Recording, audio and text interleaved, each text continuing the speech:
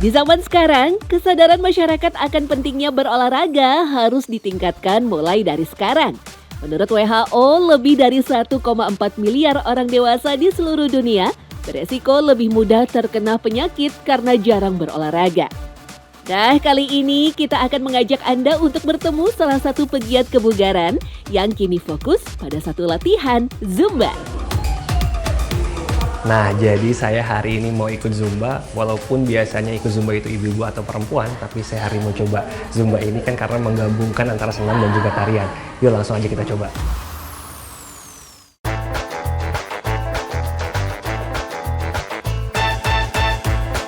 Nah, kita pasti sudah tak asing lagi dengan sosok wanita yang satu ini. Ya, Liza Natalia, salah satu aktris senior serta penyanyi dangdut yang turut mempopulerkan olahraga Zumba di tanah air. Dinobatkan sebagai brand ambasador untuk Zumba di Indonesia, perempuan kelahiran Jakarta 47 tahun silam ini mulai mengikuti Zumba pada tahun 2010 setelah diajak oleh temannya. Pas pertama kali aku ikut kelasnya langsung jatuh cinta, langsung atau gimana, kayaknya gue harus mendalami ini. Gimana caranya ya gue mau cari tahu tentang Zumba, ya tapi trainingnya nggak di Indonesia, harus di luar negeri. Berarti kan kalau yang nggak punya duit, ya lumayan ya Bo, katanya kayak kita ngumpul-ngumpulin, aduh jauh banget gitu loh. Oke, yaudah nggak apa-apa deh, gue ikut kelas lo dulu. Jadi kita ikut kelas itu.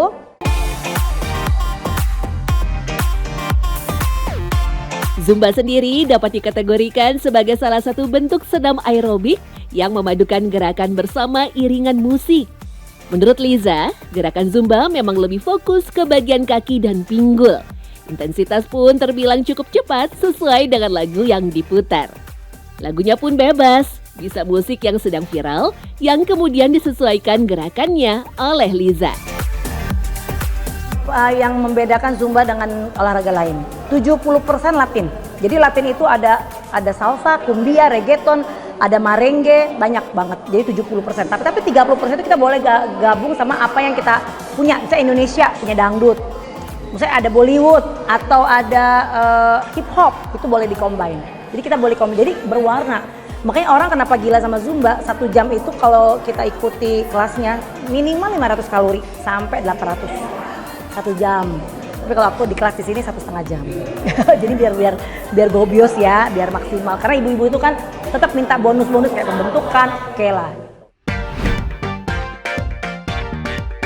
Perpaduan gerakan latihan kardio berupa tarian dan musik inilah yang membuat Zumba terasa lebih bebas daripada bentuk senam lain. Liza menyebut, Zumba bukan sekedar olahraga saja, tetapi obat anti stres. Tapi memang Zumba itu lebih banyak kegoyangan ya, karena kan dia Latin dance itu memang spesifik kayak banyak kaki, kayak salsa, caca, cumbia itu kan banyak main kaki. Tapi dia ada gerakan-gerakan yang memang apa ya, membangkitkan keseksian. Nah kalau perempuan kan biasa gitu.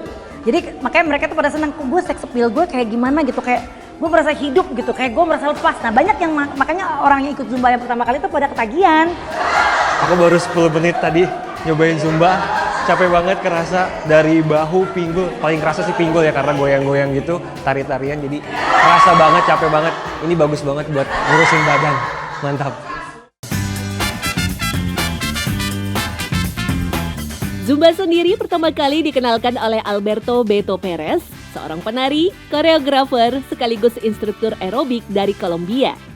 Saat itu Beto lupa membawa kaset musiknya yang biasa ia mainkan ketika melatih aerobik. Sebagai gantinya, ia menyetel kaset musik berirama Latin seperti salsa dan merengue dan mengajak peserta menari. Tarian itu pun dinamakan Rumba Chize yang diambil dari kata rumba dan jaser chize. Rumba dalam bahasa Spanyol berarti tarian dan pesta. Sementara jaser chize adalah sebuah gerakan aerobik yang populer saat itu.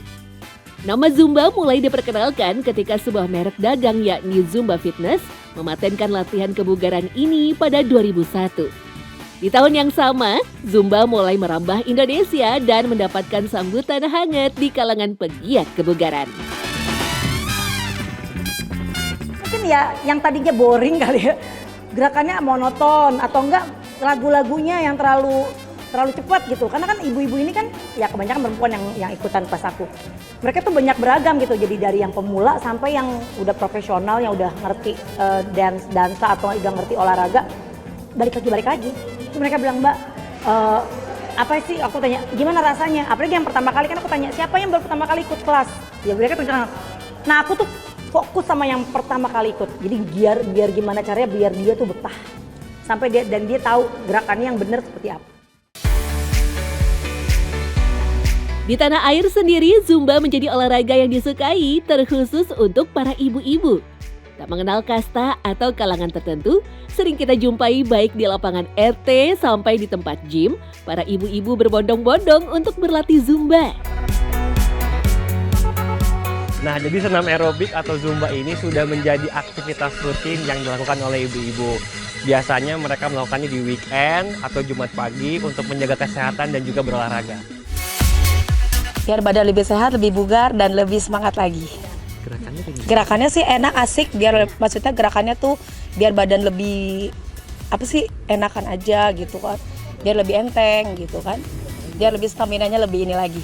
Pengen sehat, biar sehat, badan kuat, happy juga, biar happy, dan pokoknya seger dah. Menurut Dr. Dika, selaku spesialis dokter olahraga, selain pembakaran kalorinya yang tinggi, Zumba dapat membantu menurunkan resiko penyakit jantung, menurunkan tekanan darah, dan kolesterol jahat.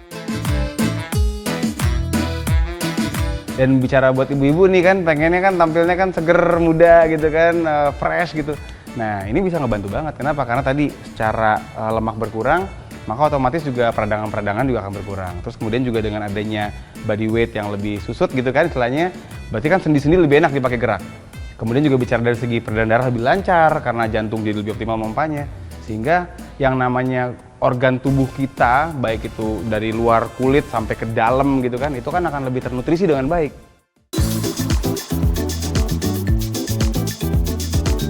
Karena Zumba menawarkan pilihan yang berbeda, para pendukung program Zumba menyatakan bahwa Zumba aman untuk segala usia. Artinya siapapun dapat berpartisipasi, bahkan untuk orang lanjut usia. Meski begitu, Dr. Dika menyebut mereka yang memutuskan latihan ini harus melakukan pemanasan yang cukup serta memilih kategori latihan yang sesuai. Ya kan Zumba itu kan juga kita lihat banyak banget ya jenisnya, tergantung lagunya juga kan. Ada lagu yang upbeat banget yang kencang, ada lagu yang mungkin agak sedikit lebih lambat gitu kan. Makanya kenapa kalau kita bilang ada nggak cederanya? Ada. Apalagi untuk memang Zumba yang gerakannya misalnya cukup eksplosif gitu, banyak lompat-lompatnya, banyak berubah arahnya. Maka kalau misalnya orang belum siap ngerjain itu, bukan tidak mungkin misalnya ada terkilir. Atau misalnya ototnya ketarik lah bahasa gampangnya gitu. Atau misalnya memang sendinya jadi nyeri. Untuk Anda yang berminat menurunkan berat badan atau ingin tampil lebih fit, Zumba bisa menjadi salah satu solusi hemat yang bisa dilakukan. Selain sehat dan mengeluarkan banyak keringat, saat melakukan Zumba, otak akan menghasilkan hormon endorfin yang berdampak positif pada suasana hati dan kebahagiaan.